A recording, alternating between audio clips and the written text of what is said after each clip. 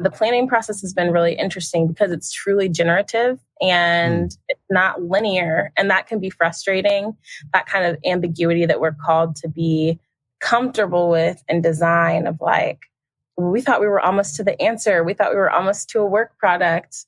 But now we're questioning why we're doing it this way. And I've noted that that's hard to do as a group. So it's definitely a challenge of ego.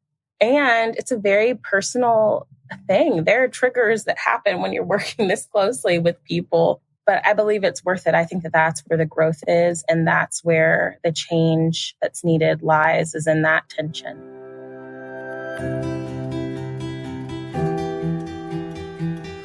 Welcome to the Health Pilots podcast, presented by the Center for Care Innovations. This podcast is about strengthening the health and well-being of historically underinvested communities. Every episode offers new ideas and practical advice that you can apply today.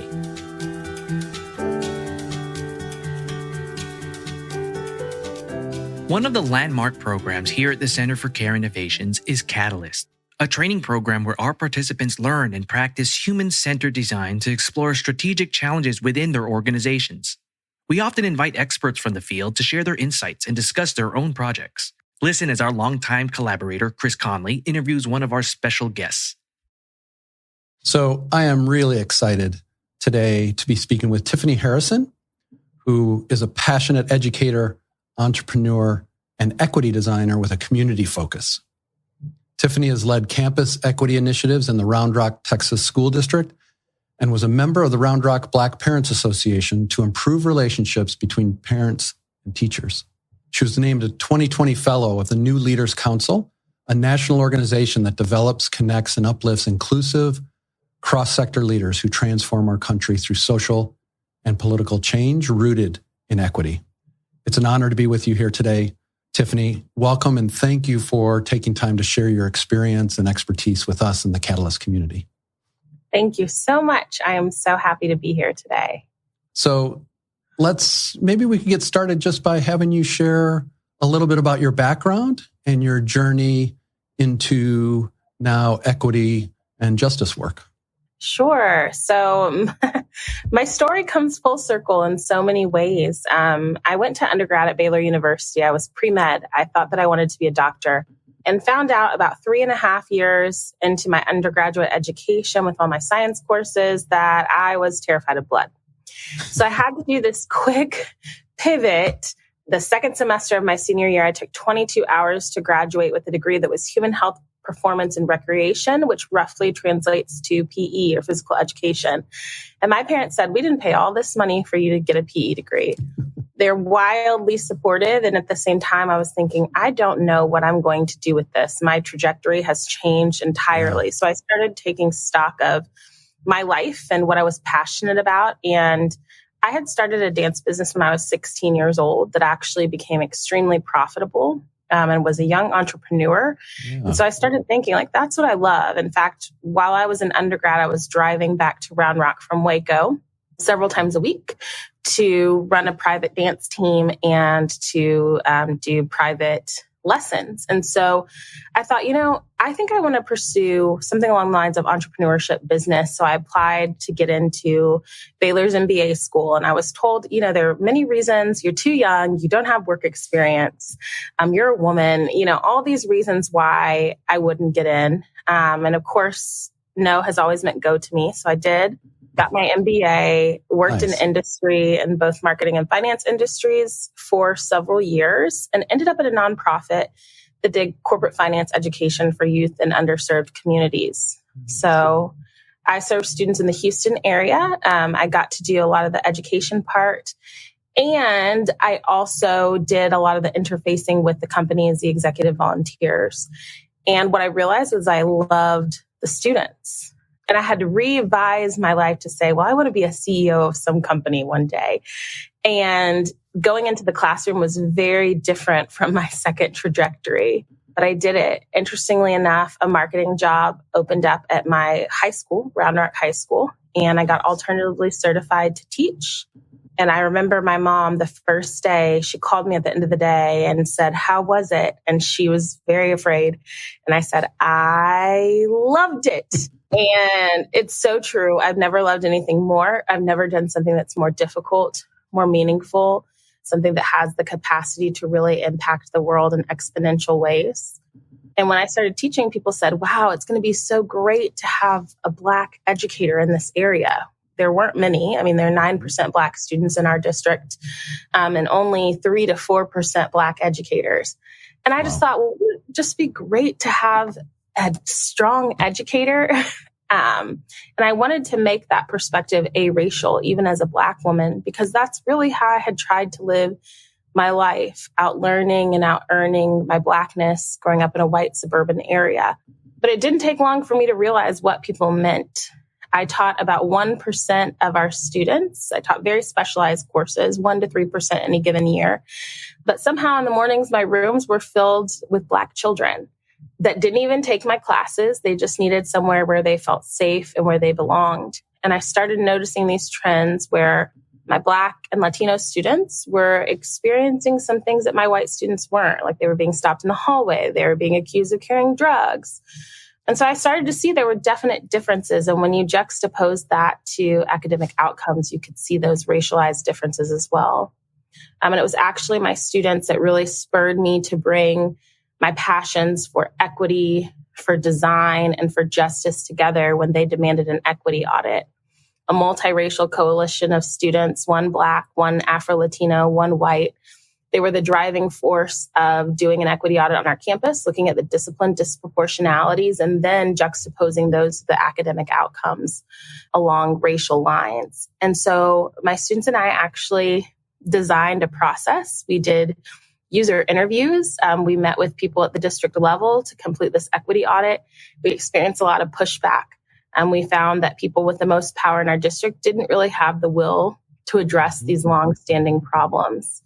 And as a result of that, I continued my design journey with organizations like the Teachers Guild, IDEO, IDEO.org, and some others. And the most interesting thing is that I'm right now on a project called the Health Equity Collective with IDEO.org and the Robert Wood Johnson Foundation. So that's the full circle that I'm talking about because I'm positioned to be a part of that group because of my background in education and advocacy, but my lived experience navigating healthcare as a Black woman. Kind of the most recent part of my story is that after 8.5 years in the classroom, working with my students, centering their experiences, building community, I realized there were changes that I wanted to make that I could not make from the classroom. My trajectory was not to be a school leader. So I don't think I was ever meant to be an assistant principal or principal. But as I stopped to think about who held the most power in a school district, I was like, a superintendent. And my superintendent had actually one time when I expressed that I didn't always feel safe speaking my truth as a person of color in our district and advocating for students of color, my superintendent told me in front of a room full of people that if you don't feel safe, it's your job to make yourself feel safe. And if you're not here for all students, then perhaps you should leave, which is wild because at that point I was a two-time teacher of the year that was very experienced in serving all students well. I was merely highlighting something that needed our attention. And so after lots of thought and consideration with those words resounding in my mind, I decided that I would run for school board because who's the boss of the superintendent? In Texas, it's your elected school board. So I ran for school board, which meant that I left my job once I was elected in the middle of COVID and made this very interesting transition from one day being a teacher to the next being the superintendent's boss. And all my passions converge here, especially as we're navigating COVID-19 and the disproportionate impacts that that has on people of color, on disabled people. And so full circle in this work and just really blessed to get to do what I love. That's awesome. I have so many thoughts and emotions right now of what a badass you are. That's all I want to say. Thank you. Thank you. Super inspiring. You're clearly committed to figuring out how to make things happen. I love that the classroom experience, you realized how much value there is in inspiring the next generation of kids and giving them the support they need to become who they can become. Super inspiring. Appreciate you so much for that. So You mentioned the Health Equity Collective. Could you say a little bit more about what that project is about? And from the context of clearly IDEO, and I love that you're involved in design as these Catalyst teams are learning that. That's part of the thing they're learning is how to move through a program and figure things out with community.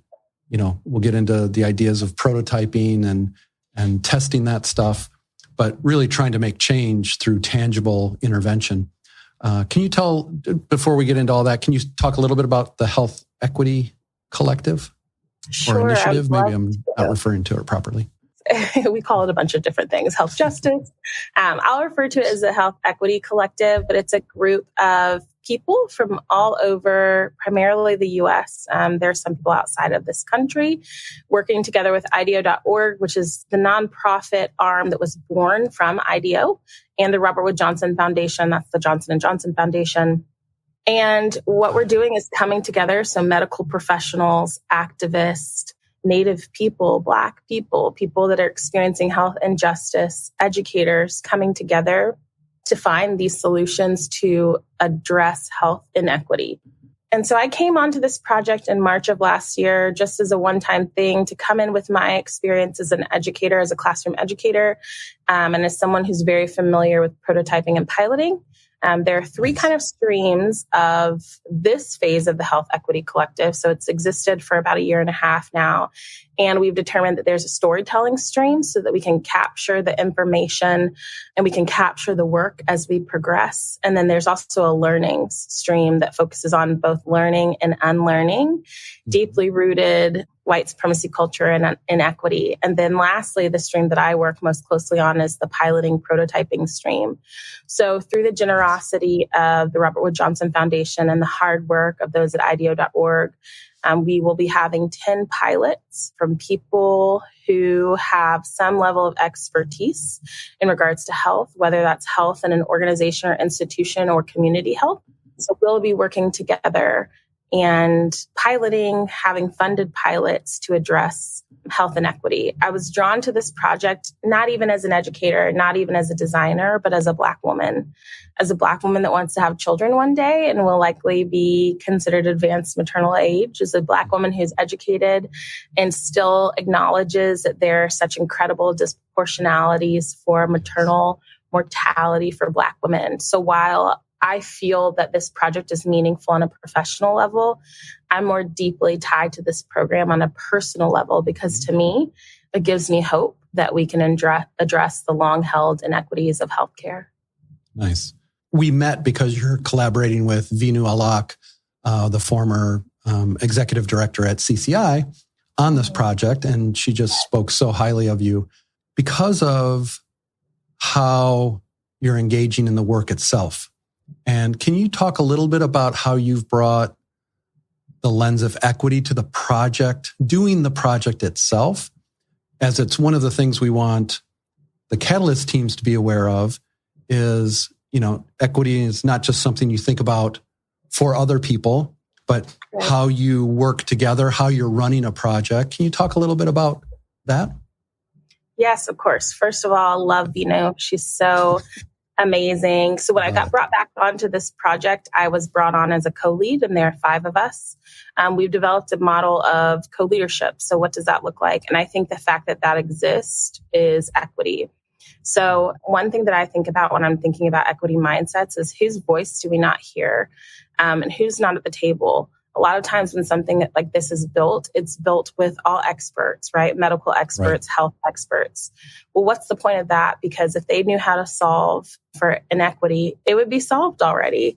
Oftentimes what we're missing is the people with lived experience and centering that lived experience. And that is something that I have loved about this project. So, it was a dream come true. On a personal level, when I got elected to school board, I quit my teaching job. And I had saved money. But I'm a teacher in the U.S. It's not like I was super wealthy. And so I had said and named, I want to work 15 to 20 hours a week, knowing that school board is sometimes 30 to 40 hours a week of a volunteer job, especially right now with all the contention. And so, I did that one workshop for the collective. And then I actually was consulted and brought in, and they said, we're wanting to engage experts in health inequity, but we want people with lived experience. And so what might that look like for us to include people that have lived experience on this project? And so they sat down with me and they compensated me for my time. They compensated me well to basically build out a job description for this work. Now, as a Black woman who is engaged in design, that was a big deal to me to have my voice centered, to have my voice heard, to have my voice elevated. But there was still a level of distrust. So after that conversation, the job description actually came out, and it was the co-leadership model. We brought 5 people on. One of them is my good friend. Her name is Jaquita Wilson Kirby. And one thing that she laughs about is she's like, I'm a dark Black woman in the US. My name is Jaquita. Like, I cannot hide from who I am. That's right. And the inclusive nature of this project, the way that we gather, when we gather to work, we have some norms. We have 15 minutes of connection. How are you doing? Yeah. What's going on in your world? And we've built such deep and incredible bonds so quickly that way by taking care of people first and checking in with people first. And then going through this process with shared power, which is uncommon, right? It's normally the people at the top. We talk about white supremacy culture, and we talk about paternalism and power, and those with power make decisions without the understanding of those without power. Mm-hmm. And so this process is really the antithesis of that. This is being driven by the collective. The co-leadership team really works to bring the collective vision to light. We are compensated well for the work that we're doing. And I think that that's a really important thing anytime we're doing any kind of design work is our assumptions around the time that people are able to give. And time is a valuable resource just as much as money, but understanding that when we're centering the experiences of marginalized people, there's often not time to give because time equates to money. Mm-hmm. So as someone who's worked on lots of projects, this project has been incredible. And we're not just doing equity to other people or for other people, which I think happens organizationally quite a bit, is we want to do equity work and we want equity for you. But then even the people within the organization are not experiencing equity of culture within the work group. And so that's something that I've loved about this project. Nice. So many things we could dig in there potentially. Can you talk a little bit about how the co-leadership works? Both from what you're doing, but then what happens how do you make a decision if there's disagreement about which direction to go, et cetera? How do you guys navigate that? Yeah, so we're speaking of navigation, we're definitely building the plane as we fly it. Yeah. And we've collected some of our learnings from this experience, but it's definitely rooted in democratized processes. So we discuss everything. And we also embrace discomfort. So there have been some moments that were deeply uncomfortable where I think in a polite society that is guided by white supremacy culture, we would not discuss. So things around compensation, we otherwise might not discuss. But this is a space where we discuss, we push back on each other, we lean in. And I can't say that 100% of the time it's easy and that we all agree because we have different lived experiences. We live different places across the US. But what I can say is that our learnings have been such that when we stay engaged in the conversation and when we stay in it together, we journey through things that are difficult. We push that growing edge and we've come out on the other side. And it's yielded some really deep and robust learnings that we'll be happy to share through our process as we continue on in the rest of this journey. Nice. I think that's a misconception people have and maybe it is because of white supremacy culture, not wanting to rock the boat. And, that is probably the main issue. But true collaboration means true engagement in the issues and the ideas of the people who are co-leading or a part of the process. And I think what I teach is just a mindset shift, that hearing the voices of others, especially when they're a different point of view than your own, is a gift. It's giving you information you didn't have. It's helping you see the world in a whole new way. And I know a lot of people are closed to that kind of thing because I also think the educational system, which is get the answer right first, you have to be correct. We know the answer. That also, kind of inculcates a sense that there's a right and wrong versus these very messy challenges and opportunities we work on that have to be worked through. And It sounds like you guys are modeling that kind of experience with each other. And therefore, just think of the deep relationship you're building through that process of authentic discussion and argument, even if it goes to argument. I think that's wonderful. It is. There's not many places where that kind of connection happens because it is difficult. It is messy. The planning process has been really interesting because it's truly generative and it's not linear. And that can be frustrating, that kind of ambiguity that we're called to be comfortable with in design of like, we thought we were almost to the answer. We thought we were almost to a work product. But now we're questioning why we're doing it this way. And I've noted that that's hard to do as a group. So it's definitely a challenge of ego.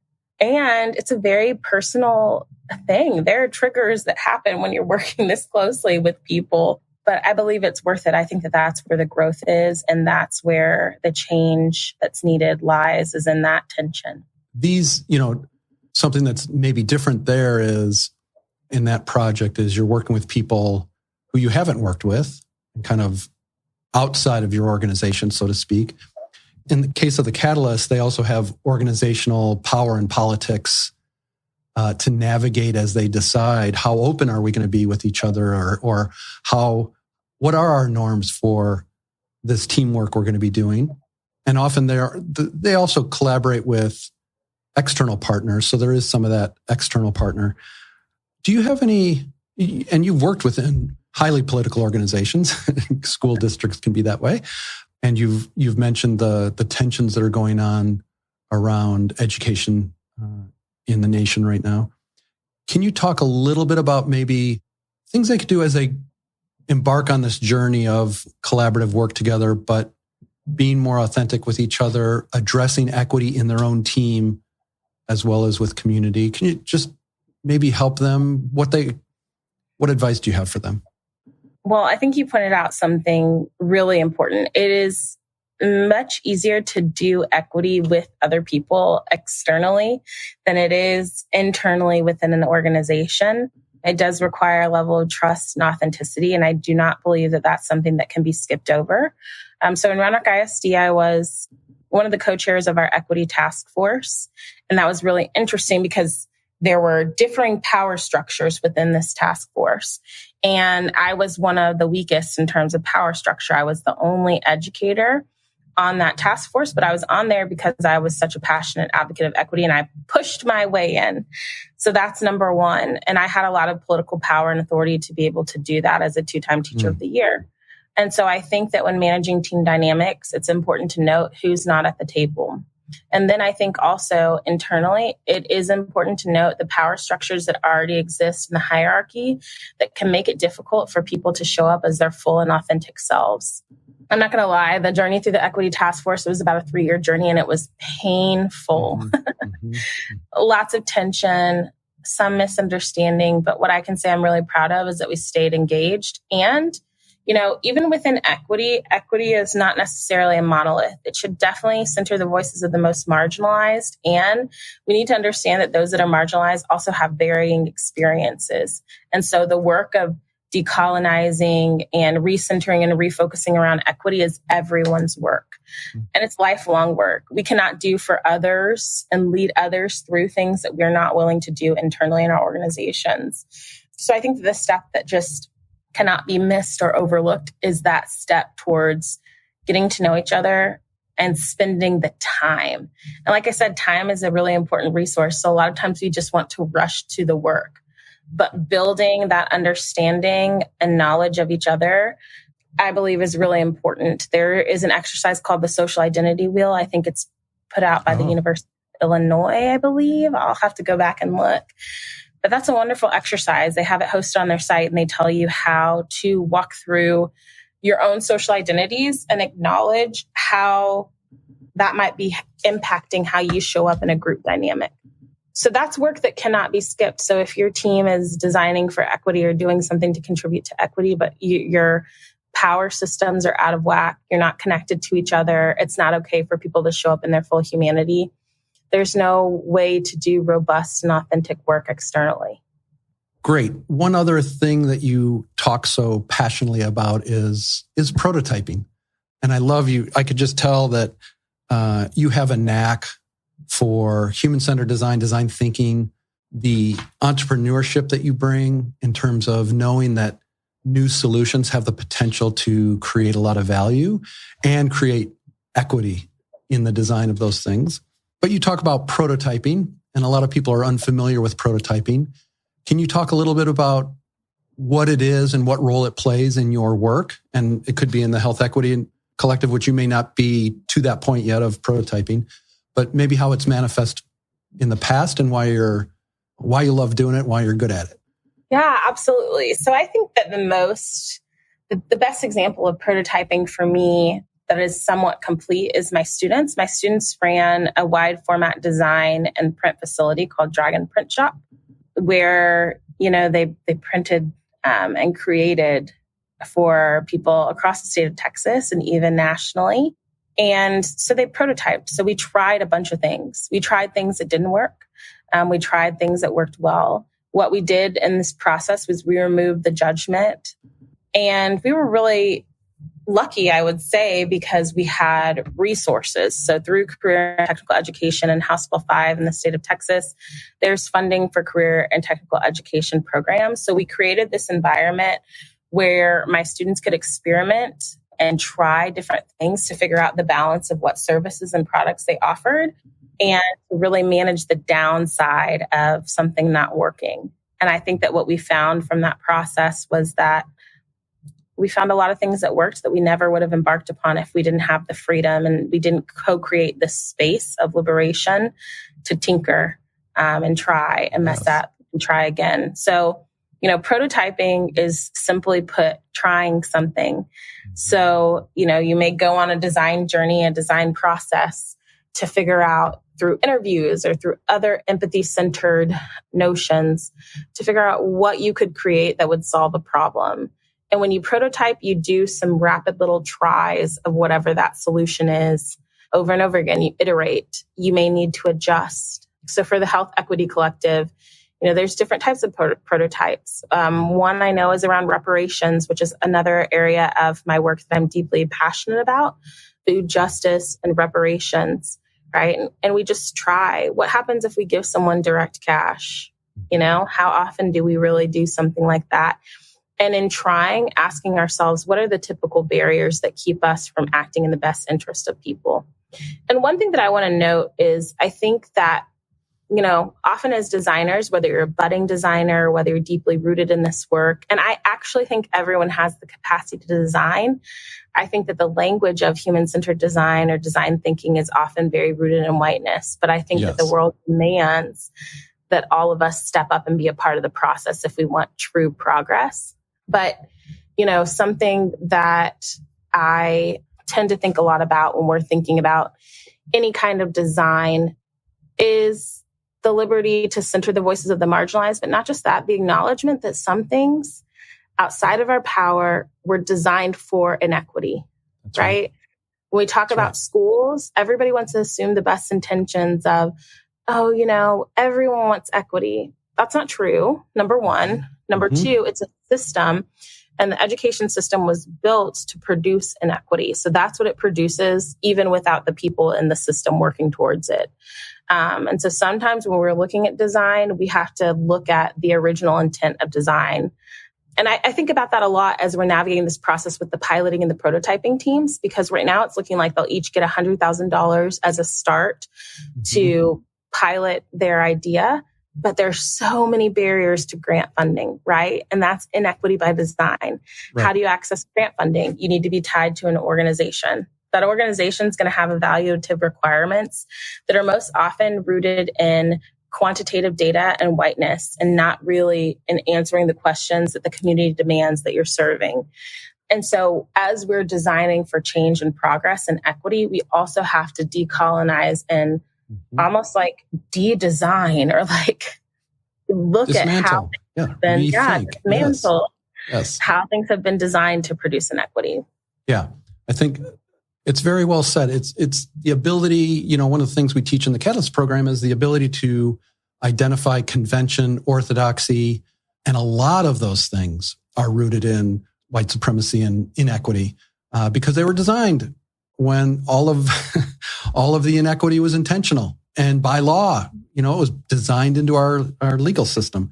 So the ability to see and question how systems are established or set up now so that you can design both maybe against that system to help dismantle it, or at least acknowledge where the power lies and why the structures are the way they are, even though the people you're talking to are perfectly nice people, right? It's so critical to be able to see the systemic and the systems nature of things that cause the outcomes that are inequitable. So super well said. I just want to go back to just your highlights of prototyping, that it's trying some things. I think a lot of my experience over the years with the Catalyst program, probably close to 10 years now, is that there's a real hesitancy to try simple things and see how they affect and how they exist in that system to make a difference, right? To try something and not feel like if you're trying something, you're 100% committed to it. It's a learning iteration. And it's one of the most joyous things to do is to put something together and say, let's try this together. Let's see how this works. And to learn everything that comes from that prototype or that experiment, that try. I just like saying, I think that's so well said that it's just a try. And then you evaluate it and look at whether it's working, which we do so often in all the other parts of our life. Right. Maybe we put up 5 different paint colors and go, which one do we think we like? Which one makes the room? Oh, I didn't know it was going to look like that when I started painting the wall. Like there's all these times we do it in our regular lives, but we don't bring it to our professional life because you need to be right or you're afraid of wasting things or resources. But there's so much waste because people try to implement poor solutions all the time and they don't get any traction and they're not adopted by the communities that they were designed for instead of with. I want to thank you so much for your time. And as we move towards kind of the end of this interview, I hope we have a chance to speak more.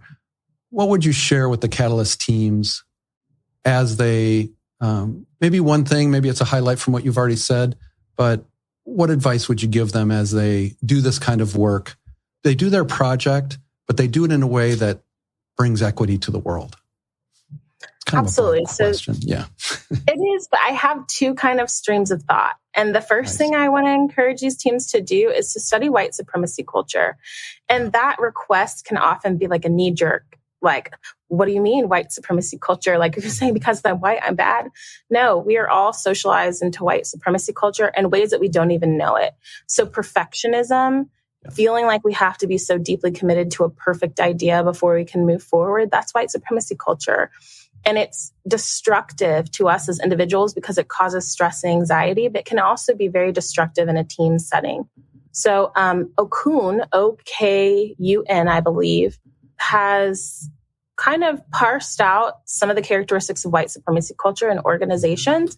And I would encourage any, design team or group to look at that and to unpack ways that you're showing up in white supremacy culture. And this is actually aracial because as a Black woman and as an educator, I can't tell you how many times I've paused to realize like, I'm definitely enacting white supremacy culture in my practices. But then the second thing is to think about the kind of spaces that we're creating. I mean, you may have heard this term or phrase, safe space. Mm-hmm. I always push back on safe space because my question is, who is the space safe for? And, there are polite and impolite topics that we never broach that are really needed to be, that we really need to talk about to get to the heart of the matter. And so our safe spaces are often the safest for privileged people, whether that's able-bodied people, whether that's white people, whether that's men when we're talking about patriarchy, whether that's people that are wealthy, people that are middle-aged. There's all of these factors of safety. So I don't encourage safe spaces. I encourage brave spaces. And these are spaces where we are connected to a point where we can show up in our full humanity, but we have relationship to the point where we can call each other in and work through the discomfort and embrace that discomfort. And if we want to go a step further, where I think the best creating and freedom dreaming happens, that's in a liberated space. So that's in a space where you are connected. It goes even deeper than a brave space, because a brave space still calls for marginalized people to take a step out of what is comfortable for them many times. But that liberated space means that those with power are consciously and intentionally creating and making space for those who are often without power. And that's called a liberated space. And that's where the best change, growth, creativity, freedom is going to happen. So I would encourage teams to think about that. And yeah. Beautiful. Beautiful. Yeah, 100%. I can't emphasize enough what you're sharing. I think the thing that the insight I had while you were speaking is that for me as a white male who's been privileged my whole life, which is, the last 10 years has been a huge awakening. I so appreciate the ability to see the world now in a way that allows me to help make this change. But as we were thinking about, well, how do we bring in more issues of power, equity, anti-racism into the Catalyst program, and why? Because it's not really that type of program. It's a human-centered design training program, which were very early conversations as we were trying to be more intentional. But given what you shared today and how you were just speaking about it, the reason it's so important is it is an opening to innovation, system change. It is what will lead to fundamental reform or revolution in these systems that don't work, that are highly inequitable. And for that reason alone, it belongs in the Catalyst program, and that it's a gateway to innovative change and more inclusiveness and equity in our systems. So I want to thank you for bringing that here today with us. It's been a pleasure speaking with you, listening to you, learning from you. And on behalf of CCI and all the Catalysts who are going to benefit from seeing your interview, I want to thank you. Thank you so much, Chris. I am wishing the Catalyst groups the best, not just luck, but creativity, liberation. And I can't wait to see what this experience produces. So thank you. Thank you so much.